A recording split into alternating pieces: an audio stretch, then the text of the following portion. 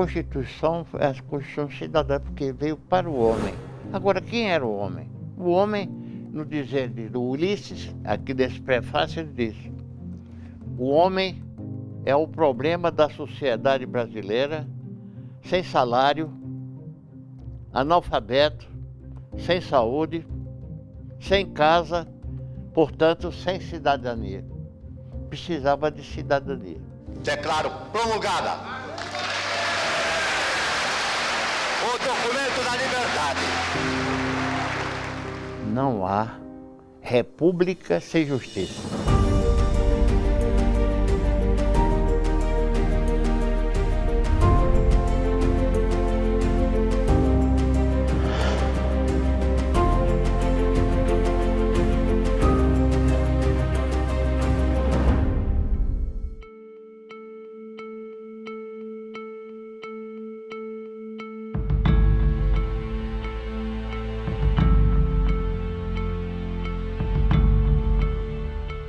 O país cresceu muito, um desenvolvimento muito grande.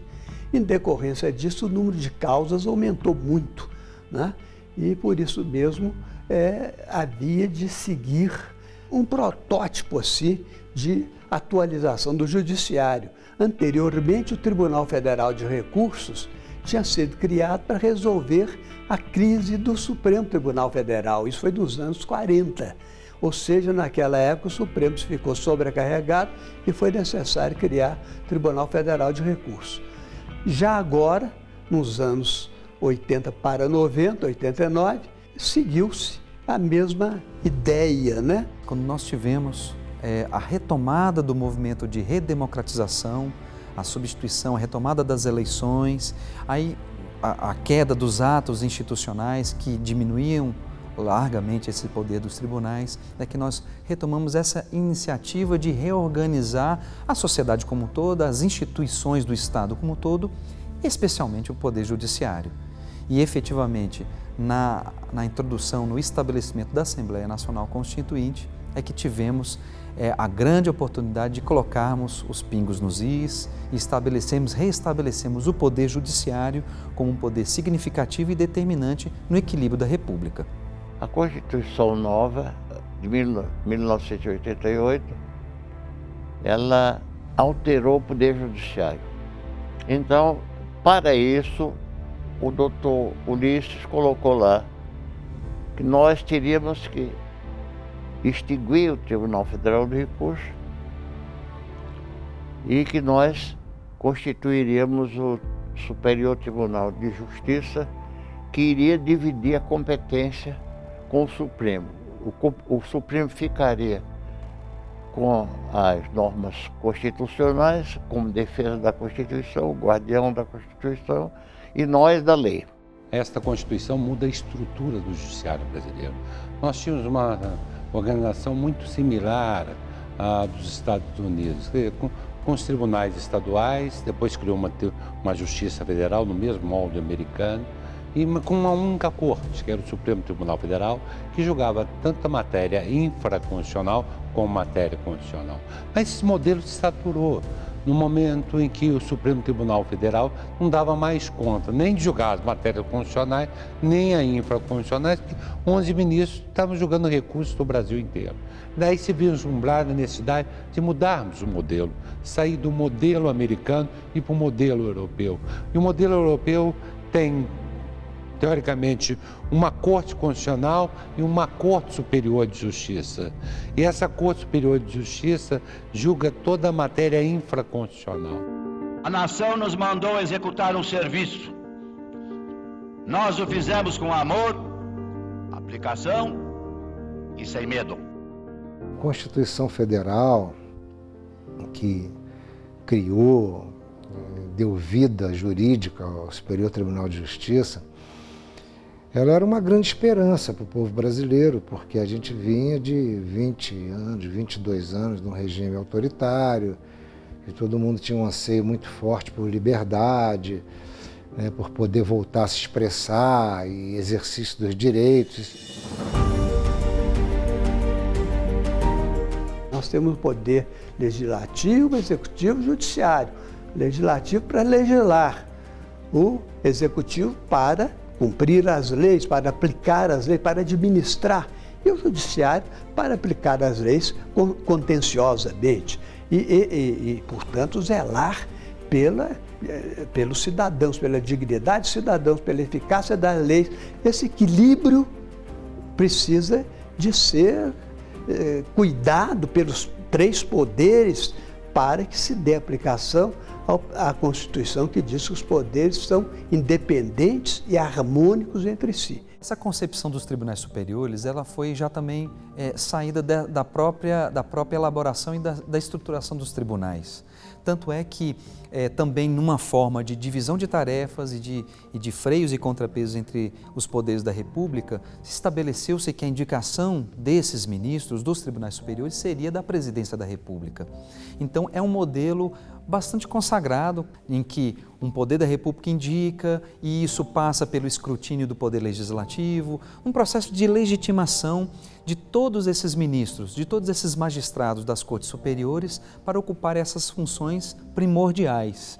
Tudo isso foi uma concepção para trazer o quê? Uma visão diferente, uma visão mais plural para as decisões, uma visão que pudesse ser compartilhada e, claro, o processo de escolha totalmente legitimado pelos representantes da sociedade. Então, do ponto de vista da arquitetura institucional, tudo foi concebido para que pudéssemos ter dois elementos: legitimação e pluralidade de pensamentos no mundo jurídico.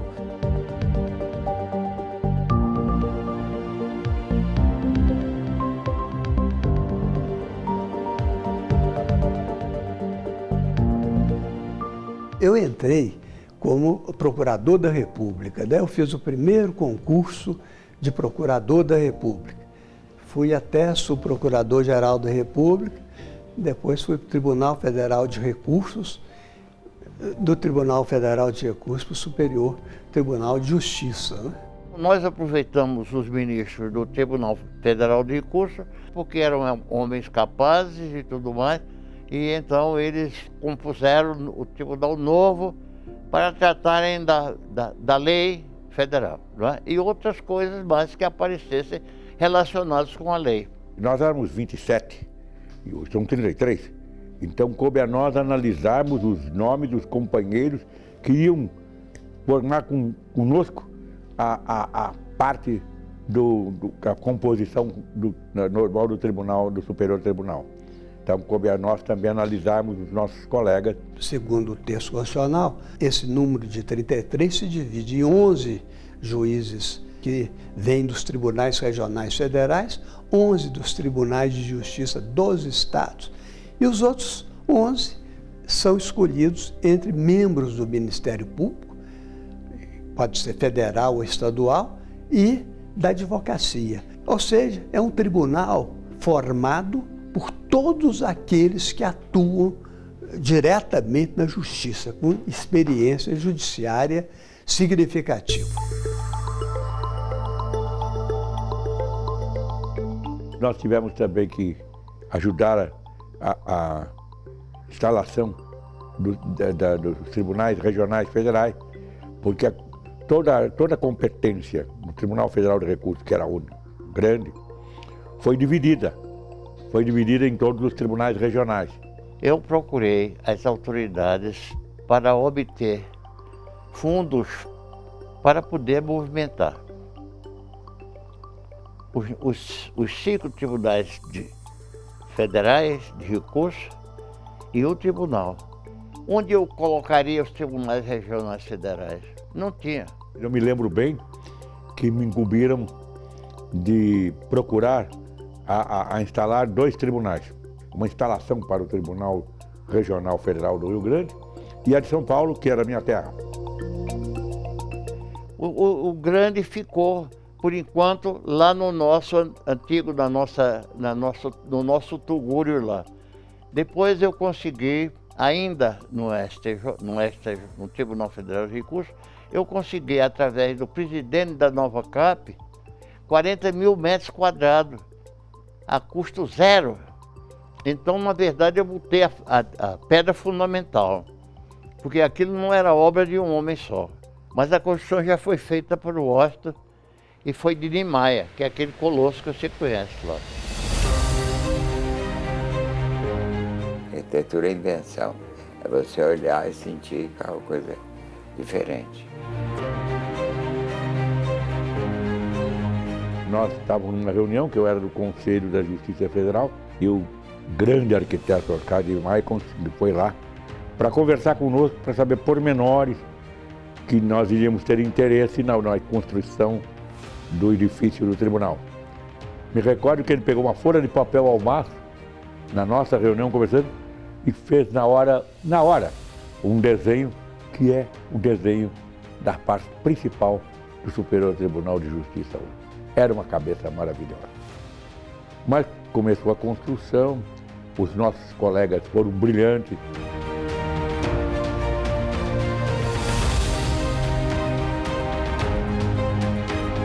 Tudo isso foi para cumprir a Constituição em 6 meses. Mas eu terminei, graças a Deus, quase morto. Tinha um ministro lá que me dizia, você precisa ir ao médico diariamente.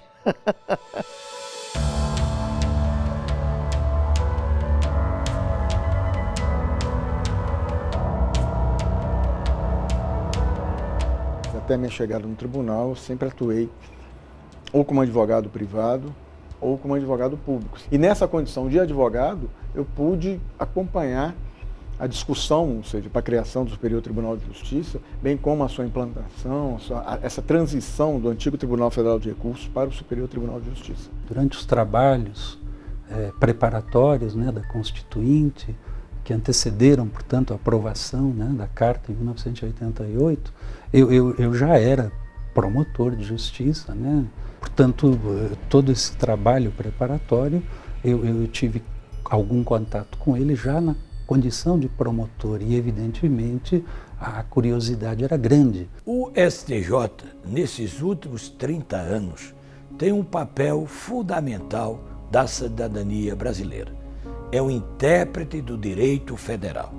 Isso daí, para cada brasileiro, tem um significado, pois o STJ hoje é o tribunal que decide com relação à vida, o patrimônio, a família, as relações entre as pessoas, seja no campo do direito público, do direito privado e do direito penal. O STJ, desde a sua criação, desde a sua instalação em 89, ele sempre procurou ser um diferencial em relação ao Supremo. E desde o primeiro momento ele assumiu um viés mais progressista nas suas decisões. Ele se aproveitou, em parte, de todo o avanço que a Constituição Federal de 88 proporcionou e, principalmente, do Código de Defesa do Consumidor. Foi uma legislação extremamente moderna e que oxigenou todo o direito privado. Como a composição inicial do STJ contou com os então ministros do antigo Tribunal Federal de Recursos, muita gente achou que o STJ era um sucessor do TFR.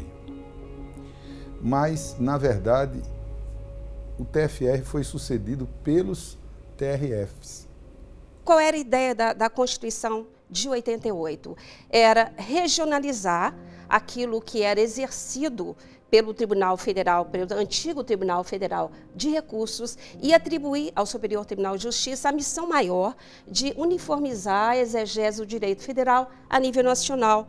Uma missão relevantíssima, porque numa federação como a nossa, tão diversificada e ampla, em face mesmo da extensão territorial de nosso país, essa uniformização da interpretação da legislação federal a nível nacional traz consigo segurança jurídica e isonomia para todos os jurisdicionados na interpretação da lei federal. Me agrada muito a conformação do Superior Tribunal de Justiça. Segundo a Constituição Federal, no que ela nos disciplina, esse tribunal é integrado por pelo menos 33 ministros. Desse grupo de ministros, haverá colegas procedentes de 3 áreas de algum modo distintas, né? Então, terça parte dos ministros será oriunda da Justiça Federal. Outra terça parte oriunda de membros da Justiça dos Estados, das justiças estaduais. E o último terço, né, advirá de representantes da advocacia, portanto, os advogados, e representantes do Ministério Público, de que eu sou um exemplo. Houve um complemento, houve um crescimento, inclusive, intelectual do tribunal, eu acho que amplitude, ou seja, você permitiu debates mais profundos sobre determinadas questões. Então, havia uma complementação, aquela visão no direito público do juiz federal com a visão do direito privado do juiz estadual, né? Então, eu acho que isso foi um ganho muito grande para o tribunal. Essa mescla de percepções sobre um mesmo fenômeno, ela tem gerado bons resultados aqui, né, no tribunal, porque esse é um tribunal nacional. Ele deve ter essa sensibilidade de que suas decisões, elas terão repercussão em todo o território brasileiro, um território continental. A distribuição das competências aqui no STJ é feita de modo muito interessante. Nós temos 10 ministros cuidando do direito público, 10 do direito privado e 10 da área criminal. No direito privado, o tribunal criou uma jurisprudência bastante adequada à lei de proteção aos consumidores, atento que quem protege o consumidor é a lei, não o juiz, mas demos eficácia às normas protetivas e garantimos uma série de direitos aos consumidores brasileiros. No campo social, no campo avançado de família, reconhecemos antes do Supremo o direito à união homoafetiva.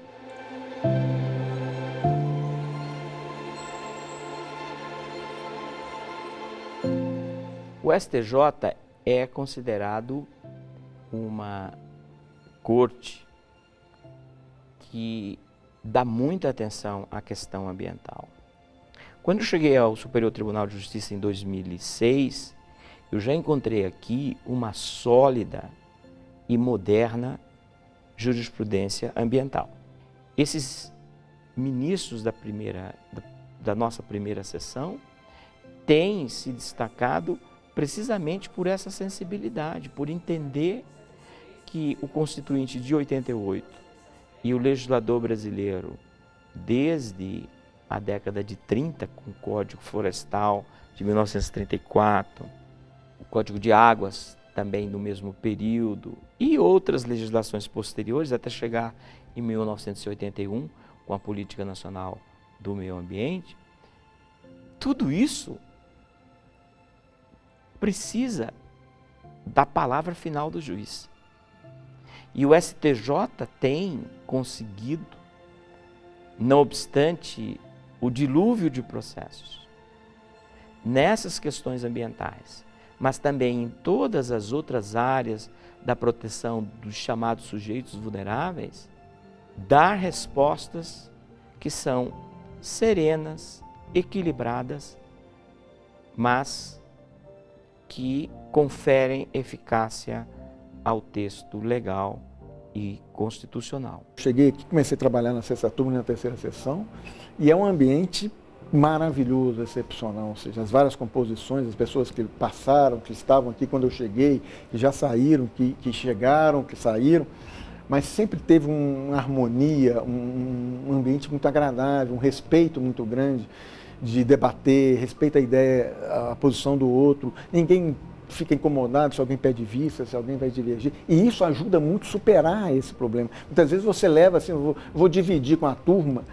essa minha ansiedade, essa minha preocupação com esse caso, que é o conforto de você poder trabalhar com pessoas que você respeita, que te respeitam e que vão dividir com você a responsabilidade de decidir.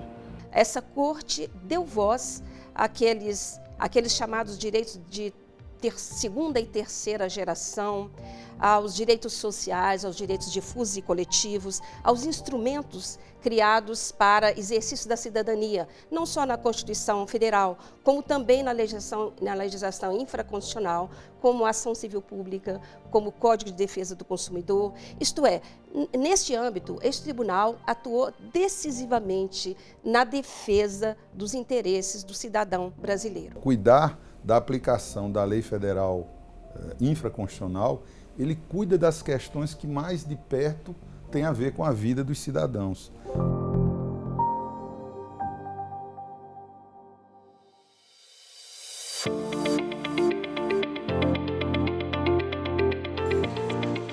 De 2010 para cá, melhor dizendo, 2005, houve uma oxigenação também do tribunal, ministros novos, com novas ideias. Essa iniciativa que surgiu até na gestão do ministro Celso Rocha, foi a computação modernizou todo, foi toda modernizada, né? Os processos não são mais em papel, né? No início foi meio complicado mexer com isso, mas depois ficou bom, um bom avanço. Quando assumi a presidência do STJ, antes mesmo de assumir, eu já comecei a elaborar um plano para virtualizar o processo digital. Com 6 meses que nós estávamos aqui, o processo digital já estava absolutamente implantado aqui no tribunal. A resistência foi grande, mas pouco a pouco, exaltando o trabalho daqueles gabinetes que se dedicaram logo, passaram a aceitar a mutação do processo papel para o processo eletrônico. Com isso aí nós fomos pouco a pouco conquistando a confiança dos colegas e também dos servidores. Quando eu cheguei aqui mesmo, ainda peguei uma boa quantidade de processos físicos, eu tinha armários de processos. E aí você via processos, às vezes, de 20 volumes, 25 volumes. Né? Eu lembro até hoje que eu tinha um processo que ocupava esses 2 armários, só um processo, ocupava isso aqui tudo. E era um problema de espaço físico, né? Que exigia um espaço físico maior, sendo a própria dificuldade de manuseio e a dificuldade de trabalho, porque você começava a ter que trabalhar fisicamente com o processo. Era difícil você trabalhar em casa, era difícil. E hoje não, com o processo digital você ganhou essa flexibilidade. E eu acho o próprio ganho para o advogado também desse processo virtual, ou seja, a questão do prazo. Antes ele tinha 19 horas, era o prazo. Hoje ele acabou tendo prolongado isso para 23 horas e 59 minutos. Ou seja, ele tem um tempo maior. O advogado que é de fora de Brasília não necessariamente precisa ter um correspondente aqui, ou seja, ele consegue monitorar o processo dele lá onde ele está, peticionar, ter acesso às decisões, ver, acompanhar o processo. Nós chegamos a contratar para fazer esse trabalho cerca de 300 surdos mudos. Então, esse foi um trabalho notável, são realmente pessoas admiráveis, têm um poder de concentração muito grande. E nós conseguimos fazer esse trabalho graças a essa opção para fazer com que essa força de trabalho viesse dos surdos mudos. O processo judicial eletrônico tem dado uma grande contribuição à magistratura brasileira e, sobretudo, o jurisdicionado. Todos nós tomamos, num tempo bastante curto, conhecimento das demandas e das soluções por parte do STJ, através do processo de digitalização. Por outro lado, a transparência hoje é uma realidade para a sociedade brasileira. Temos que ter uma justiça eficiente, de qualidade, mas, sobretudo, transparente, onde cada cidadão possa, em tempo rápido, conhecer o que se passa no judiciário e, sobretudo, com relação aos seus interesses perante a justiça.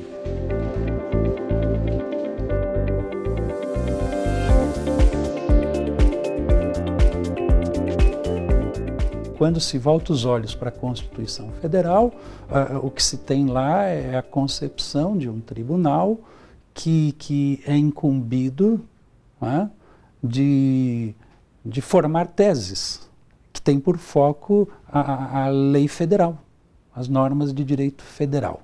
Né?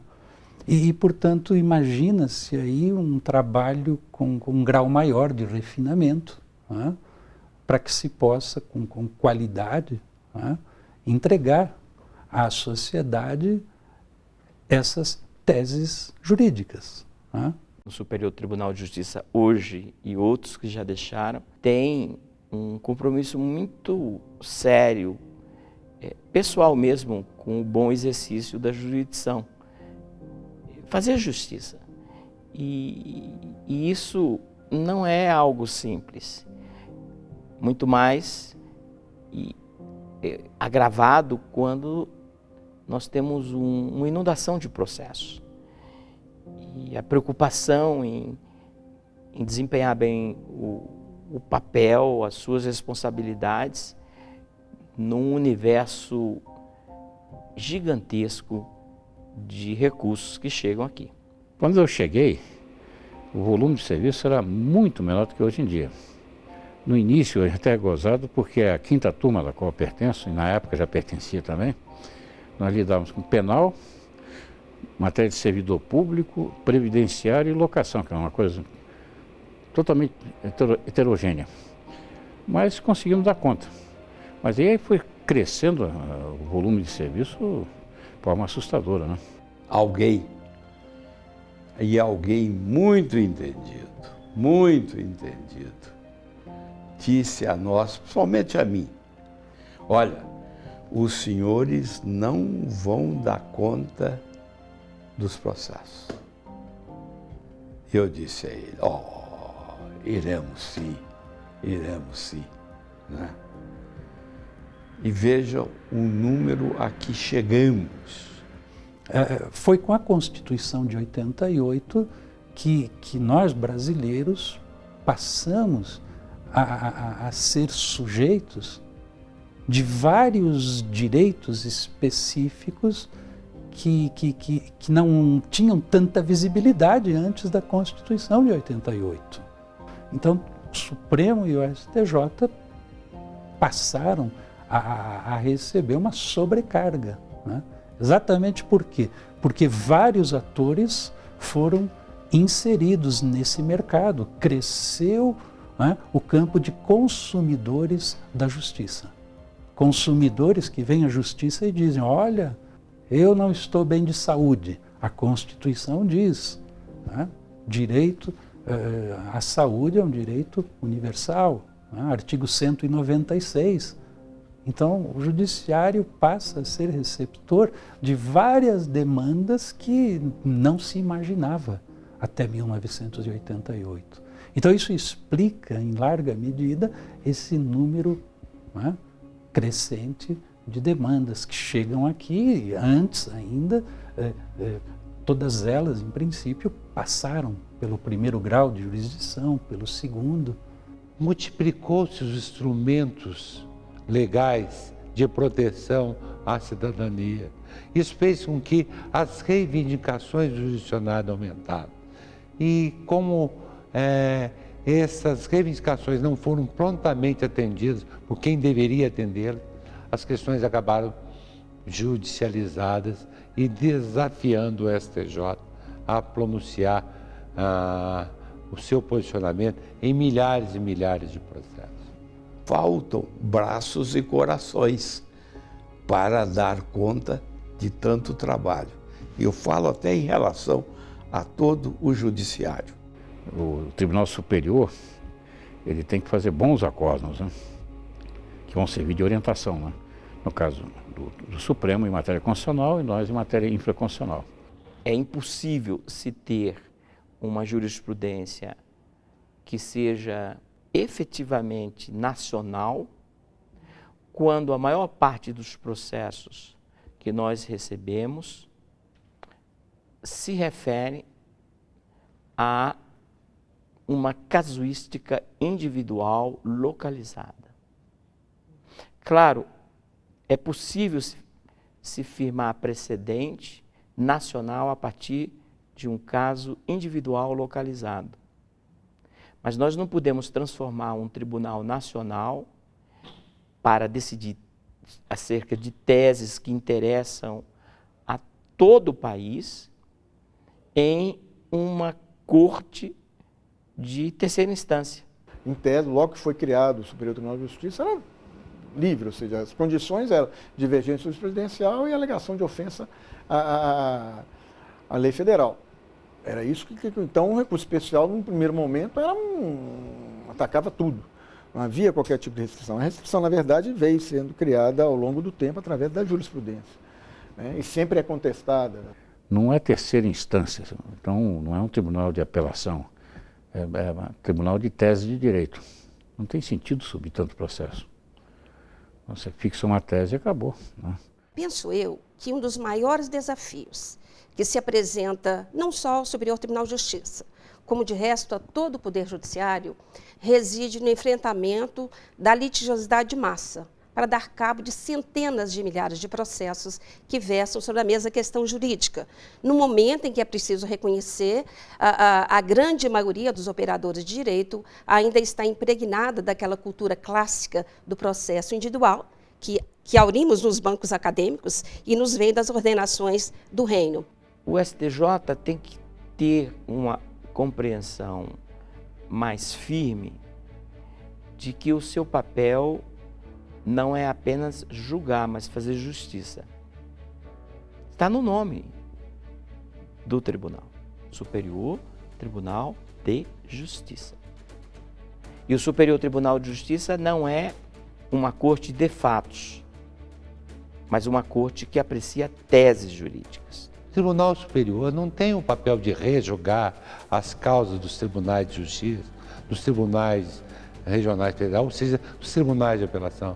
O Tribunal Superior ele tem um papel relevante, que é assegurar a inteireza do direito federal infraconstitucional e dissipar a divergência jurisprudencial entre os tribunais.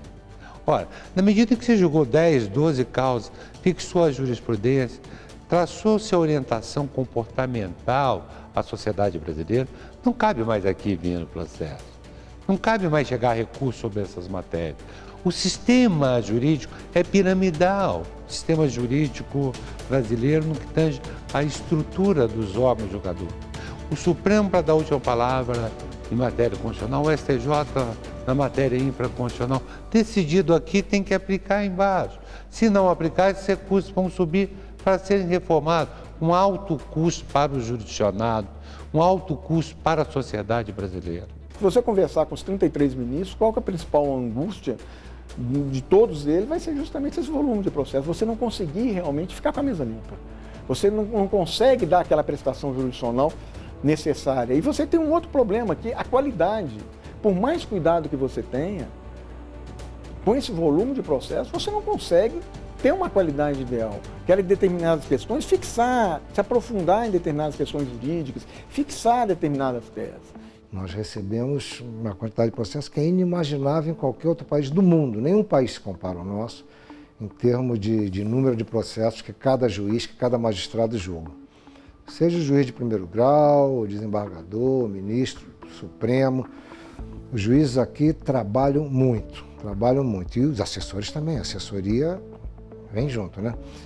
Então eu acho que o desafio é exatamente a gente encontrar mecanismos para continuar distribuindo a jurisdição, a atividade jurisdicional, mas de uma forma mais equilibrada, porque para ser eficiente ela tem que ser equilibrada. Como ele é um tribunal que zela pela uniformização interpretativa da lei federal, é importante que toda matéria que lhe chega seja a decisão seja fixada e de tal maneira divulgada que possa ser aplicada por toda a justiça de primeira e de segunda instância, né?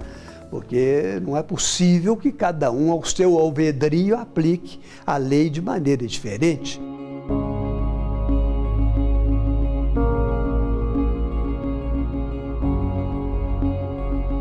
A gente tem um instituto importante, que já completou 10 anos, que é o Instituto do Recurso Especial Repetitivo, completou 10 anos no ano passado, em 2008, mas que a gente também precisa, no caso, o regimento tratou dele de uma maneira muito bem elaborada, não é? Trazendo prazos para que a gente venha afetar, estimulando prazos para que a gente venha julgar. Em 2008, a Lei 11.672 criou, no âmbito do Superior Tribunal de Justiça, a sistemática do recurso repetitivo. Acrescentou o artigo 543-C ao CPC de 73, prevendo essa sistemática de recurso repetitivo, que consiste em o ministro no STJ afetar um determinado tema de natureza repetitiva e julgar esse tema, ele se torna de observância obrigatória, não só para o STJ, como também para os tribunais de segundo grau e também para a justiça de primeira instância. Em função de um caso que eu fui relator, um repetitivo, oriundo do Rio Grande do Sul, que era o caso Credit Score, e que envolvia mais ou menos uns 200 mil processos, e eu acabei afetando como repetitivo e julgando. E foi a primeira audiência pública da história do STJ, mas ao mesmo tempo ali eu acho que despertou para mim a importância dos recursos repetitivos para viabilizar a viabilização do Superior Tribunal de Justiça. A partir disso, então, eu acabei na administração do ministro Falcão, eu acabei sugerindo a criação de uma comissão de ministros para fazer o controle dos repetitivos no STJ, no plano do direito público, no plano do direito privado, no plano do direito penal. Foi a ministra Suzete no direito público, o ministro Schietti no direito penal, e fizemos realmente um trabalho muito profícuo, um trabalho muito interessante e que tem resultado excelentes frutos realmente. Já são mais de 4 anos trabalhando juntos e nós temos conseguido especialmente uma redução no número de processos que chegam nos gabinetes de ministros, uma redução bastante significativa. Isso permite que os ministros se dediquem mais às demais demandas que não são repetitivas, aí com julgamentos mais qualificados, mais cuidadosos. As nossas decisões valem como referência, valem como diretrizes, paradigmas de atuação de toda a magistratura brasileira e da própria sociedade. As decisões do STJ não apenas resolvem aquele caso, são decisões que traduzem uma interpretação que nós damos às leis e que servirão de orientação para tantas outras decisões futuras dos tribunais, dos juízes, dos 18 mil juízes brasileiros. Temos ainda hoje, infelizmente, é preciso reconhecer, dentro do próprio judiciário, uma certa resistência ao recurso repetitivo e à repercussão geral no âmbito do Supremo Tribunal Federal. É preciso que, na medida em que as instâncias superiores, seja o Supremo Tribunal Federal, seja o Superior Tribunal de Justiça, na medida em que essas cortes firmem uma determinada tese, é preciso que as instâncias inferiores a elas se adequem, muitas vezes até com ressalva do entendimento pessoal, porque aquela tese é produto de um debate exauriente na corte competente.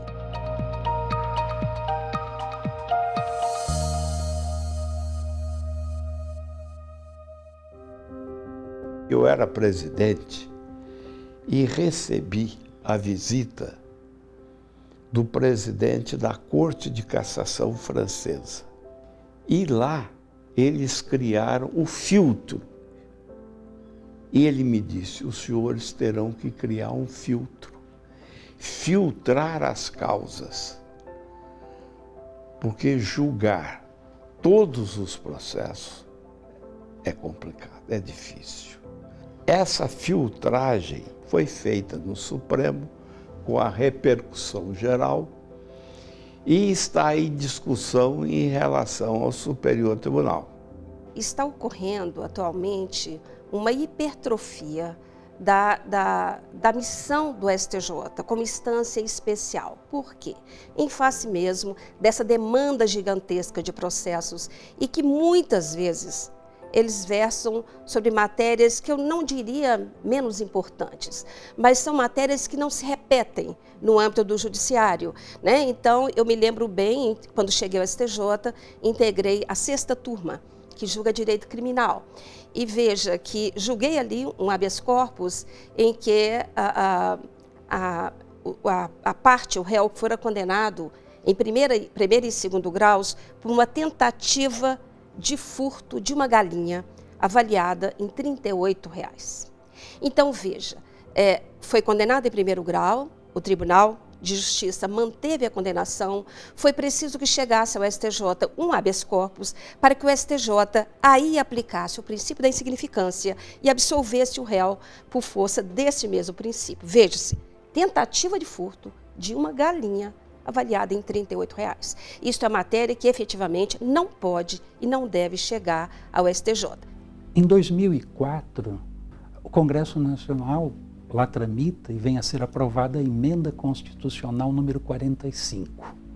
Essa emenda que ficou conhecida como emenda da primeira fase de reforma do Poder Judiciário. E por ocasião da emenda 45, consegue-se aprovar um filtro para o Supremo Tribunal Federal, a chamada repercussão geral. A partir da emenda 45, pôde passar a dizer o seguinte: eu só julgarei esse seu recurso extraordinário se você, recorrente, me demonstrar que existe repercussão geral nesse seu caso. Porque se eu tiver que julgar para atender única e exclusivamente o seu interesse individual, eu não julgarei. Só agora, em 2012, é que o Superior Tribunal de Justiça fez encaminhar para o Congresso Nacional um projeto de emenda constitucional, através ou por meio do qual, se aprovado, se vier a ser aprovado, o STJ também contará com seu filtro. Essa PEC é importante, criando a arguição de relevância, a semelhança que já ocorre no Supremo há muito tempo, porque realmente o Superior Tribunal de Justiça ele é uma corte para cuidar do direito, ele não é para versar matéria de prova. O que prevalece no Brasil é o duplo grau de jurisdição, primeira instância e segunda instância. Como nos Estados Unidos, como na Inglaterra, como nos países mais avançados, o pronunciamento do Superior Tribunal de Justiça transcende o interesse da parte para julgar causas de larga repercussão para o jurisdicionado brasileiro. Se não for aperfeiçoar esse filtro, de um lado essas equipes que fazem uma seleção prévia e de outro, através da legislação, da arguição de relevância, se não aperfeiçoar isso constantemente, realmente vai chegar um ponto que o tribunal vai trabalhar com qualidade muito ruim, com o tempo. Corre-se o risco disso. Porque para padronizar a jurisprudência infraconstitucional tem que ter muito cuidado. Somos 30 que recebemos processos. Então, se você tem mais de 300 mil processos ano, dá mais de 10, a média, por óbvio, dá mais de 10 mil processos, no caso, por ano. Então, é uma distribuição muito grande. No momento em que a gente tiver a PEC da arguição de relevância, a gente vai ter, com certeza, uma diminuição do número de feitos que chegam aqui, somente aquelas matérias relevantes, e a gente então vai poder dar uma prestação jurisdicional com qualidade, com mais qualidade e também com mais rapidez.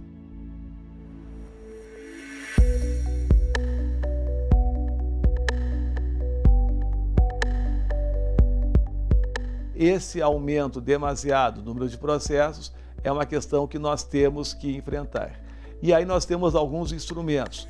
De um lado, os recursos repetitivos, de outro lado, a PEC da relevância que nós temos em tramitação no Congresso Nacional e também instrumental bem moderno, que é a utilização da inteligência artificial.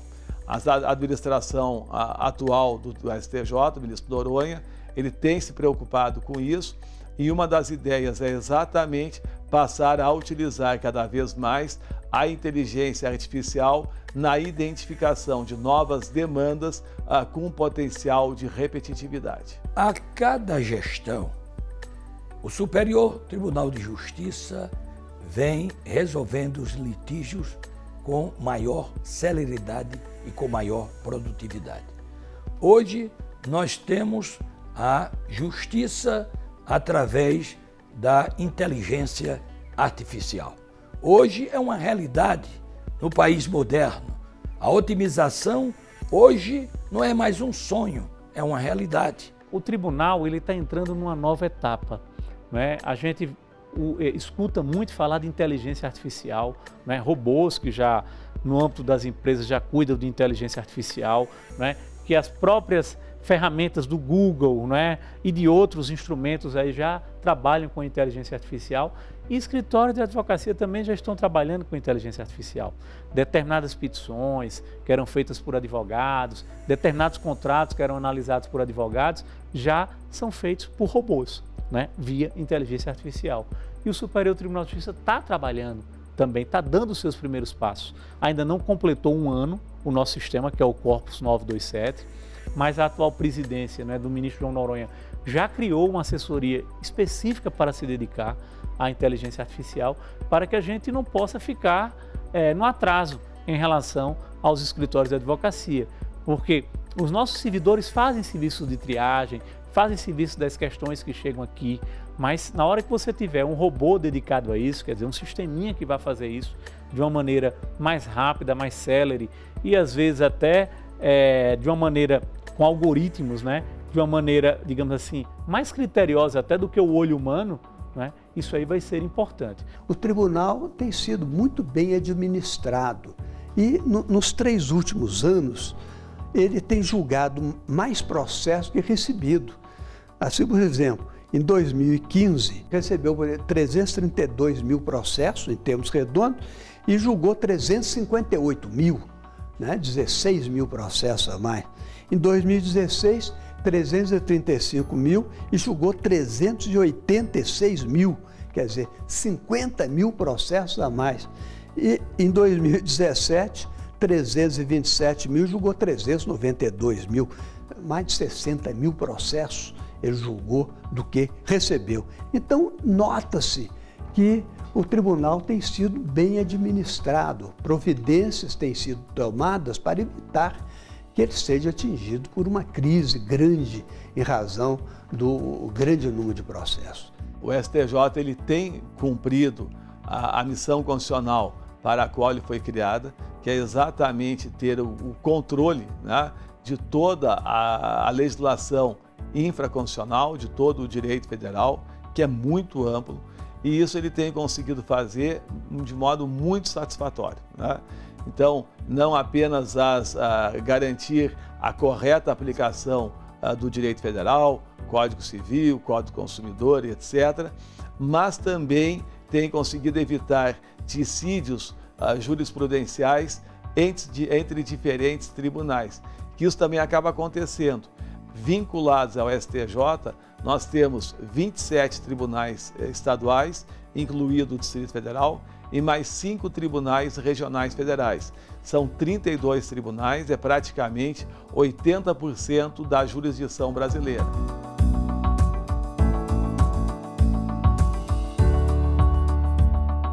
À medida que a sociedade muda, né, ela vai evoluindo em muitos pontos, essa evolução ela demanda também uma resposta da justiça, porque novos temas, novas questões vão surgindo e são submetidas ao judiciário. Então nós temos que nos preparar da melhor forma possível, quantitativa e qualitativamente, para dar esse tipo de resposta. A população de uns anos para cá se tornou ainda mais atenta aos passos que são dados pelo Poder Judiciário e acompanha os julgamentos, exercendo um senso crítico muito forte. Então é importante que o Poder Judiciário consiga dialogar melhor com a população, explicando melhor as suas decisões, de modo a diminuir essa distância que às vezes existe entre aquilo que foi entendido como justo pelos juízes, de uma forma geral, sobretudo os tribunais superiores, e aquilo que o povo em geral pensa sobre a justiça. O que eu acho importante, desde que eu cheguei aqui, eu vejo o Tribunal da Cidadania abrir as suas portas, até para visitação. Para este ano todo, o tribunal está lotado de visitas de estudantes de direito. Isso é extremamente importante para o tribunal, né? Eu acho que o tribunal, como tudo, ele nasceu, se desenvolveu e hoje acho que está numa fase muito boa de maturidade. Tem dado à sociedade muitas lições, tem desempenhado suas missões justamente ao ser o responsável pela última palavra em matéria de lei federal.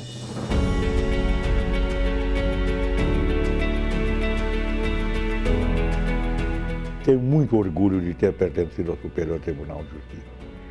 Foram 10 anos que me deram muita experiência e muita vida. Eu sinto saudades. Era muito serviço, muito trabalho, mas havia um companheirismo maravilhoso. Foi muito prazeroso. O STJ, para mim, foi uma benesse. E ele, nesses 30 anos, ele só tem feito crescer. Crescer e decidir bem. E eu espero, nada obstante, que eu não estarei aí para comentar, mas eu espero que nos próximos 30 anos ele siga a mesma trilha, o mesmo caminho. Tribunal da Cidadania, Tribunal do Povo, Tribunal que atende às aspirações legítimas da população, né? Sem olhar fortuna, credo, raça, religião, nada. Tribunal isento, imparcial. Deus foi muito benevolente comigo em ter me dado a oportunidade de participar, ainda que como um dos seus menores atores, da criação do Superior Tribunal de Justiça. Nos 16 anos em que eu fui ministra do STJ, eu fui muito feliz. Em primeiro lugar, eu tive grandes oportunidades. Eu conheci uma magistratura diferente. Eu conheci uma magistratura rica, uma magistratura onde nunca me faltou nada para o meu trabalho. Eu tinha uma boa biblioteca, eu tinha uma boa assessoria, instalações magníficas. Tive a oportunidade de conhecer muita gente boa.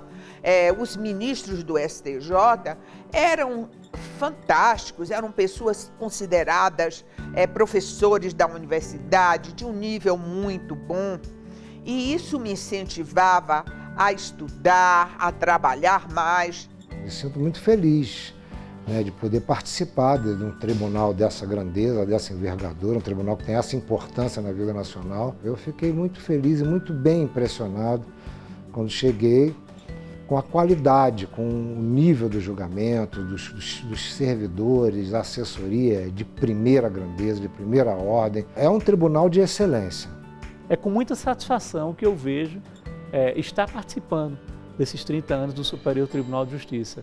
E eu lembro quando eu fui ser sabatinado na Comissão de Constituição e Justiça do Senado, que eu dizia que assim, eu cheguei cedo, cheguei novo, eu tinha 45 anos no Superior Tribunal de Justiça, e que eu pedi a Deus que sempre me mantivesse aqui no Superior Tribunal de Justiça enquanto eu tivesse aquela mesma gana de julgar daquele menino que começou a ser juiz aos 23 anos. De fato, nesses 30 anos, o STJ tem se mostrado um tribunal preocupado com a cidadania e com o fortalecimento das garantias e dos direitos que a ela dizem respeito. À medida que o STJ foi crescendo, não como estrutura física, mas em importância, a partir com a passagem dos anos, com as decisões que foram aqui tomadas, com decisões históricas, né, com votos belíssimos, com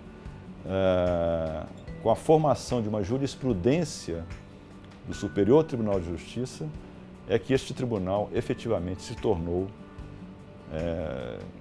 um tribunal da grandeza que tem hoje. É um tribunal que assume uma importância ímpar na República e no Poder Judiciário, a ponto de ser chamado como Tribunal da Cidadania, né? É extremamente gratificante ver a coragem dos colegas aqui, a dignidade com que eles tratam cada processo, as soluções que dão, porque são soluções que vão refletir, impactar no nosso país inteiro, no mundo jurídico.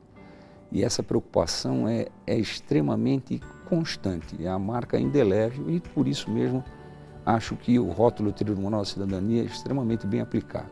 Eu gostaria aqui de cumprimentar todos os ministros, ministras desse tribunal, servidores e servidoras desse tribunal, ao ensejo dos 30 anos de sua existência, pela sua atuação combativa, determinada e comprometida na construção dos destinos deste grande tribunal, não à toa chamado Tribunal da Cidadania. Uma vez eu lembro de um caso em que um advogado fez uma defesa, nós concedemos um habeas corpus, e o advogado voltou à tribuna dizendo uma peculiaridade, dizendo que a família não sabia que aquele processo estava sendo julgado ali e que ia ser uma bênção naquele momento, aquela decisão. E aí eu lembro muito bem do ministro Og falando assim, eu falei assim, esse é o nosso salário moral, ou seja, quando você chega em casa, você chega assim, feliz. Eu falei, olha, julguei, fiz justiça hoje. Para mim isso dá uma sensação muito boa. Na verdade, eu acho que o sonho de todo magistrado estadual é um dia poder integrar o STJ. E para mim realmente representou a realização de um sonho, e até porque é um tribunal que tem um excelente ambiente de trabalho entre os colegas e principalmente tem um grande espaço para nós nos dedicarmos e prestarmos um grande serviço para a comunidade jurídica, para toda a sociedade brasileira. Eu gostaria de poder estar aqui por 50, até por 70. Mas 30 anos já é exatamente, na perspectiva temporal do ser humano, um momento de transição, de passagem. Porque em 30 anos já se sabe se alguém, e neste caso é algo, o STJ, deu certo ou não. Tenho muito orgulho de estar aqui nessa data, porque, e decano do tribunal, já fui praticamente tudo aí no tribunal, mas fico muito feliz de ter conseguido chegar a uma data como essa aí de 30 anos. Né? Então, tenho muito orgulho disso. Vivemos os dias em que cada cidadão cobra uma justiça mais célere. E cada gestão do judiciário brasileiro, em especial o superior, é uma gestão voltada à brevidade, mas sobretudo à credibilidade. O judiciário brasileiro é viável e exemplo dessa viabilidade é o Superior Tribunal de Justiça, que é um instrumento de transformação social em favor do homem e da cidadania brasileira. Eu penso que o STJ avançou muito, interpretando e construindo sobre a norma, ou seja, uma série de decisões que efetivamente estava em consonância e concretizava mesmo princípios de direitos fundamentais.